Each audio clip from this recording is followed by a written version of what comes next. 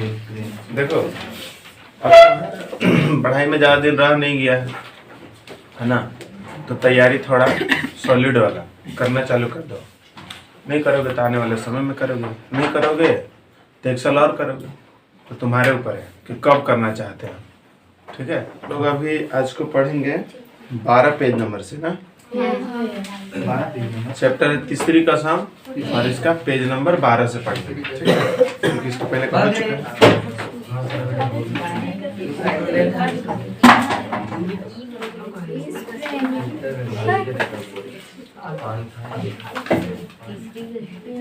ठीक है, तो इसमें एक ऊपर में लाइन लिखा हुआ पान खाए, तो ये पिछले लाइन से रिलेटेड है। पिछले लाइन में वो लाइन था कि जे पान खाए सैया हमारा, तो वो एक गाना है। ठीक है, जो इसको याद आ रहा, और ये लौंडा गीत है जो उसको हीरामन को याद आता है।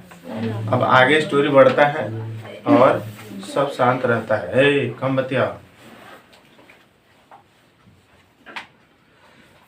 तो हीरामन हंसा, दुल्हनिया लाल लाल ओढ़नी डोलिया, दुल्हनिया पान खाती है और दुल्हा की पगड़ी से मुंह पोंछती है।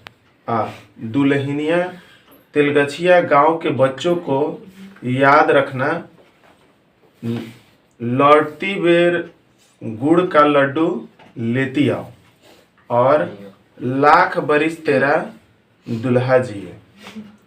कितने दिनों का हौसला पूरा हुआ है हीरामन का, ऐसे कितने सपने देखे हैं उसने, और वह अपनी दुल्हन को लेकर लौट रहा है। हर गांव के बच्चे तालियां बजाकर गा रहे हैं और हर आंगन से झांक कर देख रही हैं औरतें। मर्द लोग पूछते हैं कहाँ की गाड़ी है, कहाँ जाएगी। उसकी दुल्हन डोली का पर्दा थोड़ा सरका देती है, और भी कितने सपने। तो यहाँ घटना ये घट रहा है कि हीरामन जो है एक गांव को क्रॉस करता है। ठीक है, और उसमें हीराबाई को बैठाए रहता है। तो जब वो जाता है तो बच्चे गीत गाते हैं और उनको लगता है कि कोई दुल्हन को लेके आ रहा है, और ये जाते रहता है।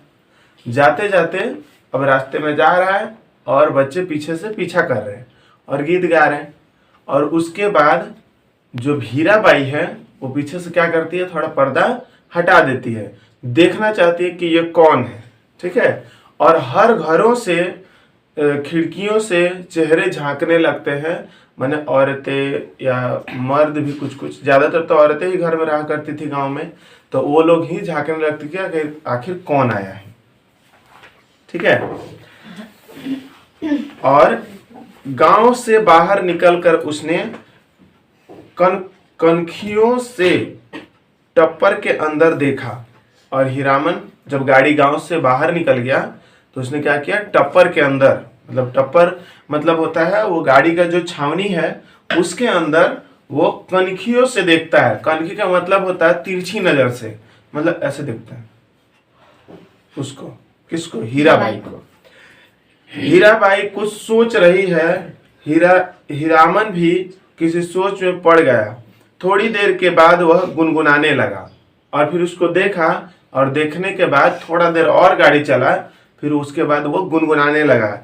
क्या गुनगुनाने लगा कि सजन रे झूठ मत बोलो, खुदा के पास जाना है, नहीं हाथी नहीं घोड़ा, वहाँ पैदल ही जाना है। सजन रे झूठ मत बोलो, खुदा के पास जाना है। तो वो गीत गाने लगता है कि सजन रे झूठ मत बोलो, खुदा के पास जाना है। कि सजन यहाँ कोई भी सज्जन व्यक्ति से कहा गया है। सजन मतलब पिया नहीं। हाँ, पिया मतलब परमेश्वर, पति। तो उसके बारे में नहीं बोला गया है, ये सबके बारे में बोला गया है। इस गाने का मतलब यही है कि हे मनुष्य, तुम झूठ मत बोलो, एक दिन खुदा के पास जाना है। हीराबाई ने पूछा, क्यों मित्ता, तुम्हारी अपनी बोली में कोई गीत नहीं है क्या? मतलब हीरामन का बोली कुछ और है, हीरामन हिंदी नहीं बोलता है, हीरामन का भोजपुरी या उसके गांव की लैंग्वेज है, और उस लैंग्वेज में ये पूछ रही है कि तुम्हारा उस लैंग्वेज में कोई गीत नहीं है का। हीरामन अब बेखटक हीराबाई की आंखों में आंखें डालकर बात करता है। क्यों? क्योंकि अब उसको वो डर नहीं रहा जो पहले था शुरू शुरू में। कंपनी की औरत भी ऐसी होती है। सर्कस कंपनी की मालकिन मैम थी, और लेकिन हीराबाई गांव की बोली में गीत सुनना चाहती है। वह खुलकर मुस्कुराया, और गांव की बोली आप समझिएगा। वो पूछ रहा है कि गांव का बोली में हम गा तो देंगे, लेकिन आप क्या समझ पाइएगा?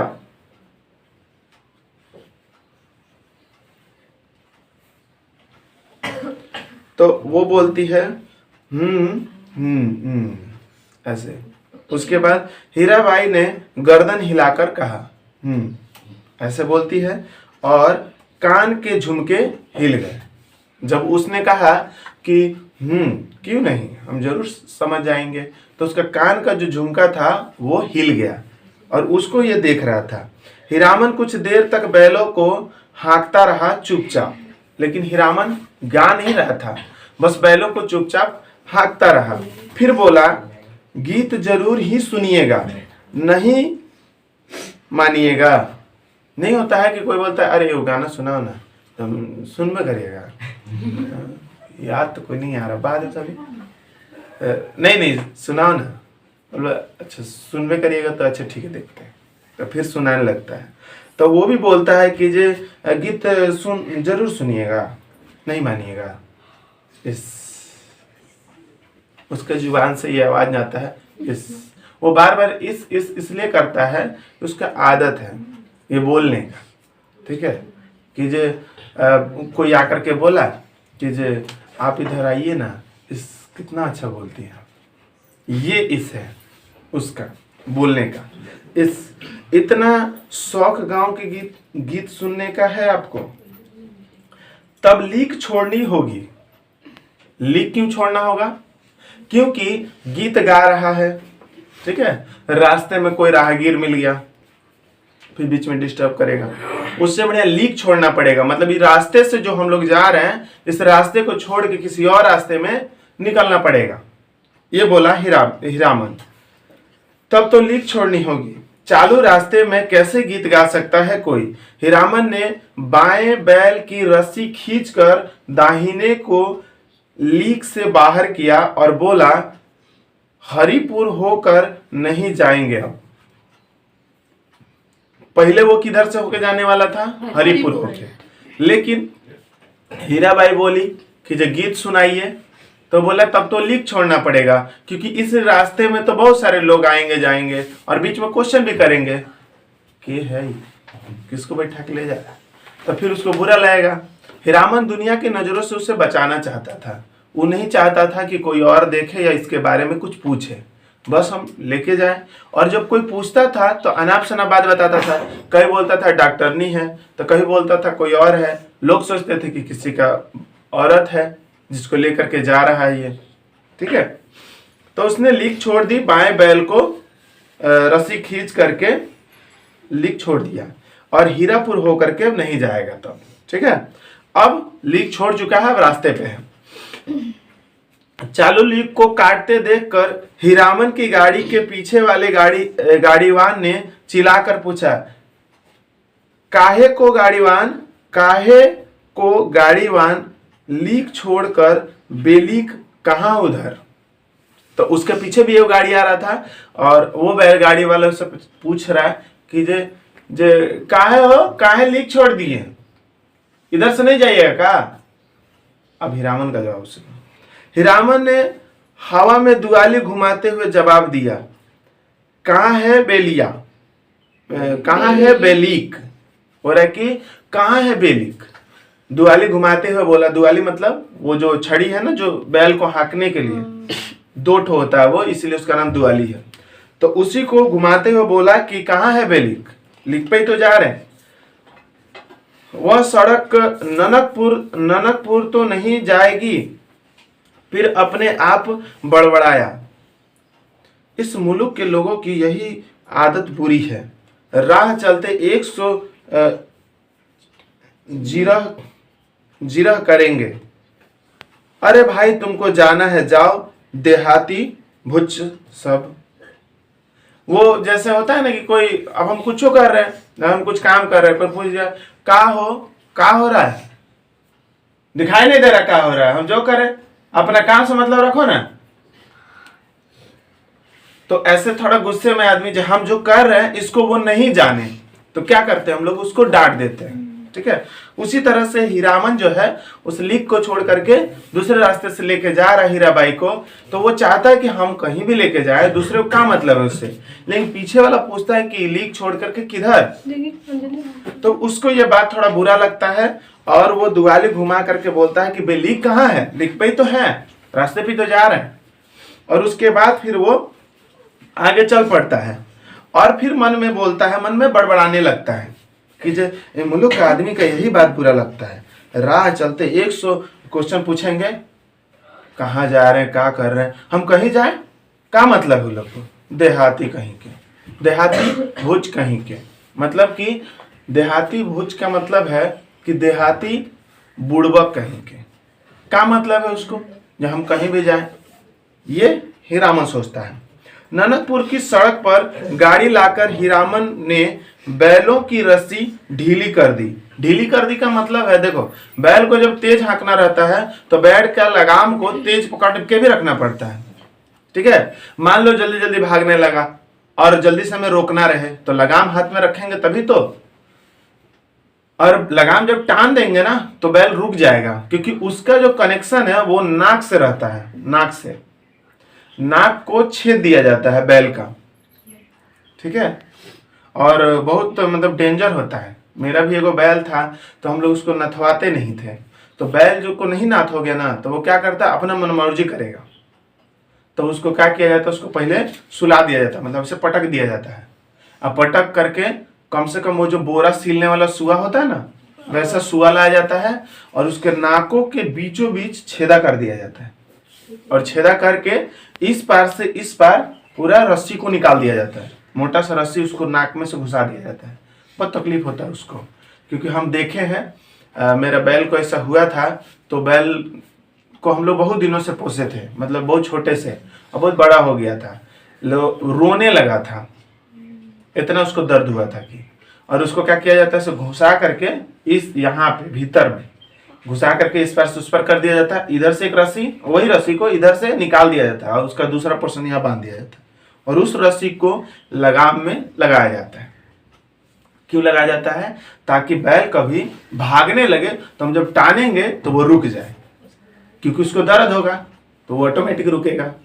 इस तरह घोड़े का भी लगाम होता है, तो घोड़े का मुंह से ही सिर्फ होता है, उसका मुंह देखना, जो बैलगाड़ी होता है ना, बैलगाड़ी उसमें देखना है मुंह में वो लोहा लगा देता है, ऐसे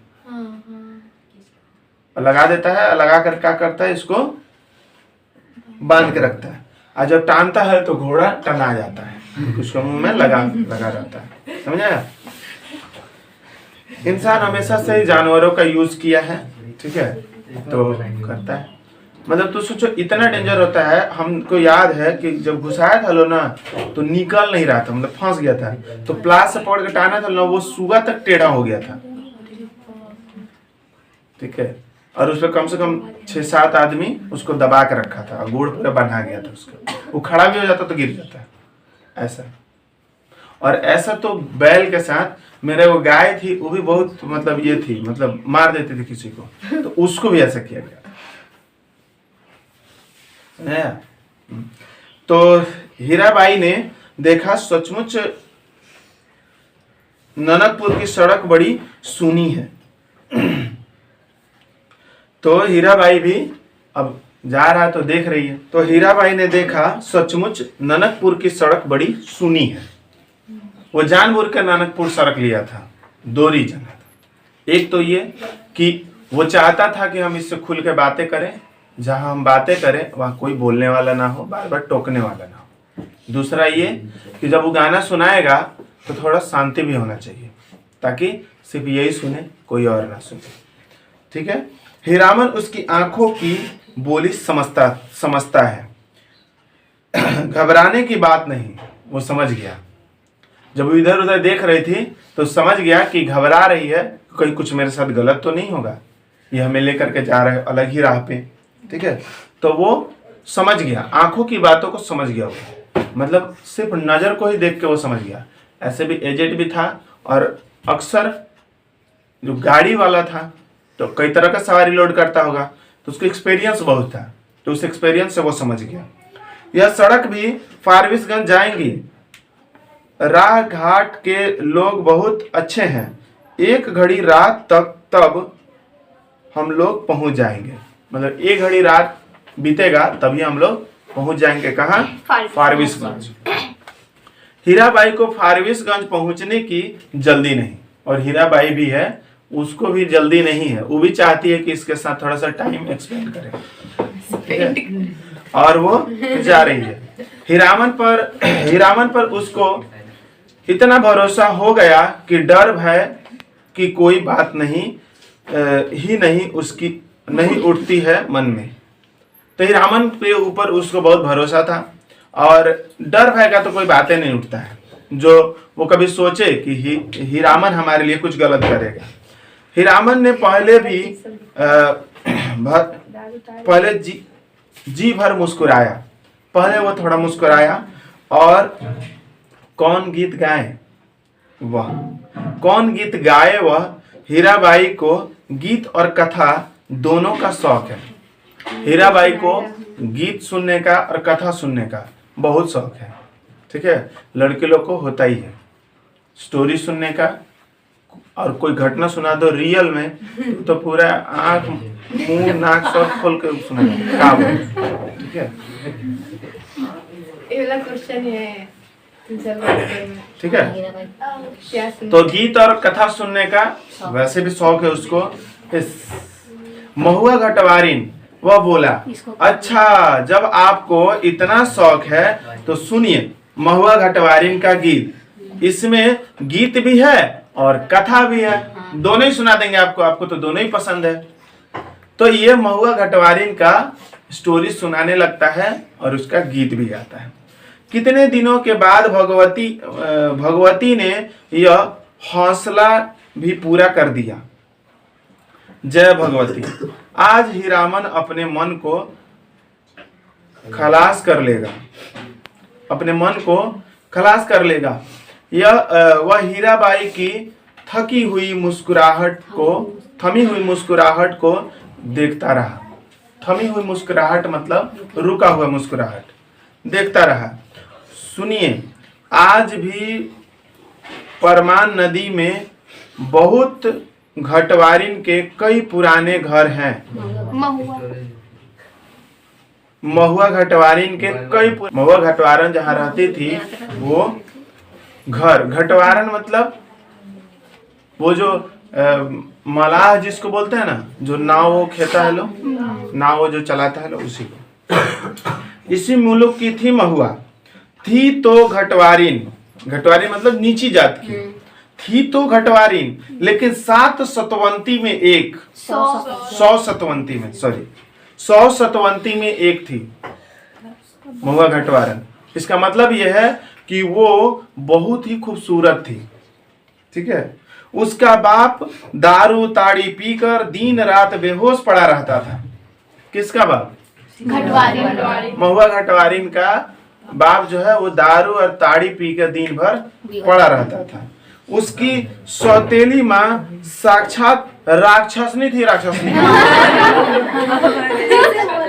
बोला कि रे उसकी जो माँ थी सौतेली माँ थी और वो राक्षसनी थी। बहुत बड़ी नजर चालाक, बहुत ही ज्यादा चालाक थी। ठीक है, रात में गांजा दारू अफीम चुरा कर बेचने वालों से लेकर तरह तरह के लोगों से उसकी जान पहचान थी। मतलब उसका कैरेक्टर समझ सकता था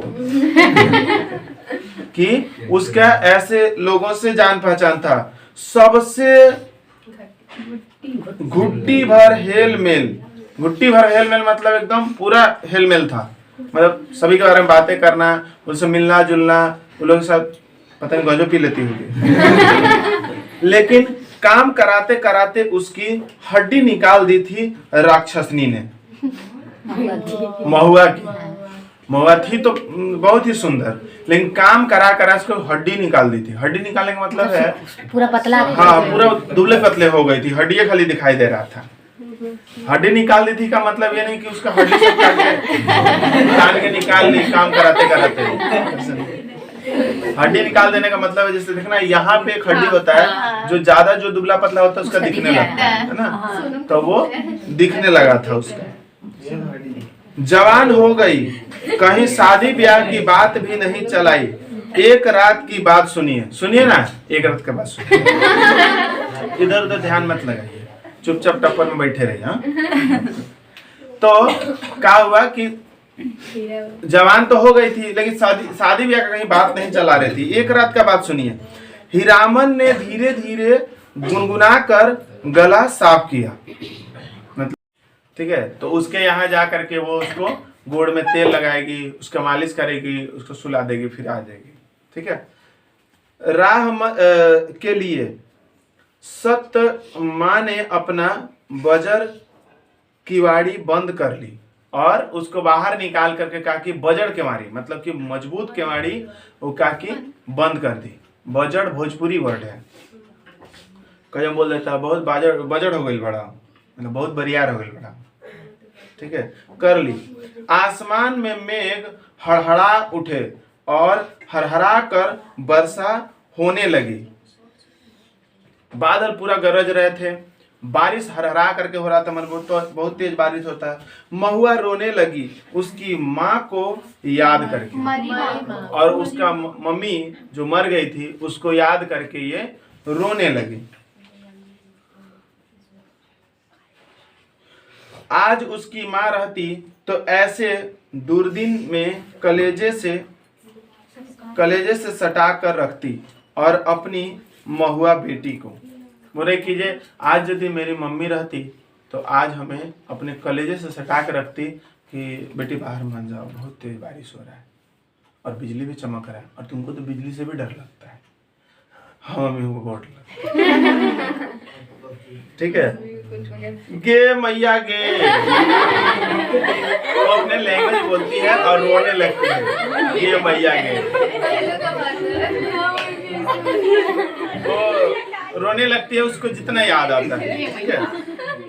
शांत थोड़ा सा। इसी दिन के लिए तुमने कोख में रखा था, वो रो रो के बोल रही है कि इसी दिन के लिए कोख में रखा था हमको। कोख जानता है तो महुआ अपनी माँ पर गुस्साई, अपनी माँ के ऊपर गुस्सा करे थी कि वह अकेली मर गई। जी भर कोसती हुई बोली, क्यों वो अकेले मर गई, हमको भी मार डालती, अच्छा रहता, ये दिन तो नहीं देखना पड़ता। तो हीरामन ने लक्ष्य किया और हीराबाई तकिए पर केहुनी लगाकर गड़ाकर गीत में मगन एकटक उसकी ओर देख रही है। और हीराबाई जो है वो क्या किए, तकिए के ऊपर अपना केहुनी को गड़ा करके और आराम से उसकी तरफ खूब गौर से देख रही है और सुन रही है। खोई हुई सूरत कैसी भोली लगती है। हीरामन ने गले के कपकपी पैदा की। हीरामन जो है वो बता रहा है कि कोई खोई हुई सूरत कैसी लगती है। हीरामन ने गले के कपकपी पैदा की। पहले तो खोया हुआ सूरत, वो हीराबाई जो खोई हुई थी उसमें, उसी को देखा तो उसको मालूम चला कि खोया हुआ सूरत कैसा लगता है, ठीक है। और हीरामन ने गले में कपकपी पैदा की, हूँ रे ऐसे बोला, और दैनिया मैया मोरी ई नुनवा चटाई काहे, नुनवा चटाई काहे, काही मारली सौरी घर आ। हीराबाई ने दम लेते हुए पूछा, भाखा भी समझती है, भाखा भी समझती है कुछ, या गाली गीत ही खाली गीत ही सुनती है। मतलब वो सोच रहा है कि जो खाली भाषा भी समझती है कि खाली गीत और स्टोरी ही सुन रही है, इसको समझ में भी आ रहा है कि नहीं आ रहा है।